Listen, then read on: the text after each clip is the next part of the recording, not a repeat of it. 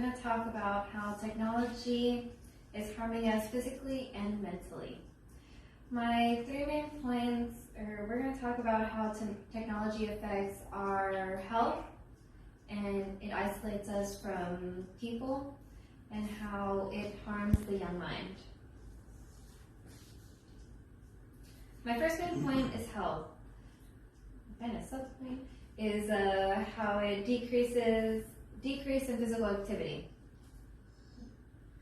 Some negative health effects from that are obesity, which is when you're playing games, you like to munch on things. So obesity is when you are overweight, and that kind of happens when you are on social media or you're playing some games and you can't really, just eating away. Yeah.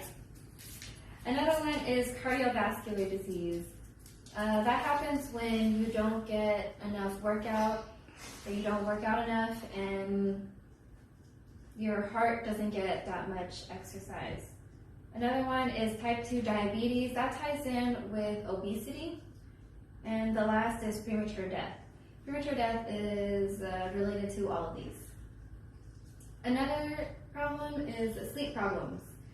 This happens from the blue light from our phones or electronics, and it revs up our brain and we can't get a good night's sleep. So a way to prevent that is to not be on your phone an hour or two before bed. Maybe read a book, do some yoga. That's a good solution. Another one is depression and anxiety. People who have had a lot of negative experiences on social media or other social platforms have higher levels of depression and anxiety than people who have had good experiences on social media. My other point is isolation from people. Decrease in interactions with people, which is being at a gathering or a party, and there's some people that don't like to mingle and they're just staying in their own group, in their own bubble, and they don't want to talk to anybody in their own space with their phones. They're just being isolated from everybody else. Another one is working from home. If you work from home, you don't get the chance, as other people who do work in offices, to meet their coworkers, go out to lunch with their coworkers, maybe have drinks. Not that age yet, but yeah, have drinks with your coworkers. Another one is meeting people online. When you meet people online, you don't get the real life connection as you do if you met someone, let's say at a park or a party.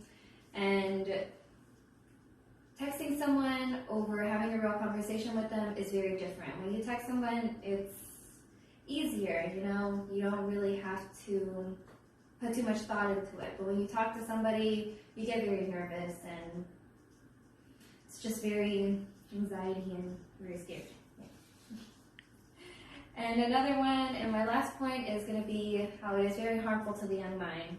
It's very harmful to the young mind because as kids, it opens them up to bullying and negative comments, not only from the bully, but from the bully's friends, saying mean things to them, and that makes the person being bullied think that everybody's against them and everybody's thinking that. Another one is failing grades. You get failing grades when you put too much time in the phone or electronics and you aren't paying that much attention to time, and you just waste all your time on electronics, which you shouldn't do. And strangers on the internet. Kids don't understand that people on the internet are predators and they want to go after you. They want your information, and kids don't understand that the person on the other side of the computer isn't somebody that they can be friends with sometimes. And finally, in order to get full benefits of technology, we must be aware of the negative effects and limit its usage. Even though technology has allowed us to broaden our horizons, it has also damaged our health and ability to connect in real life. And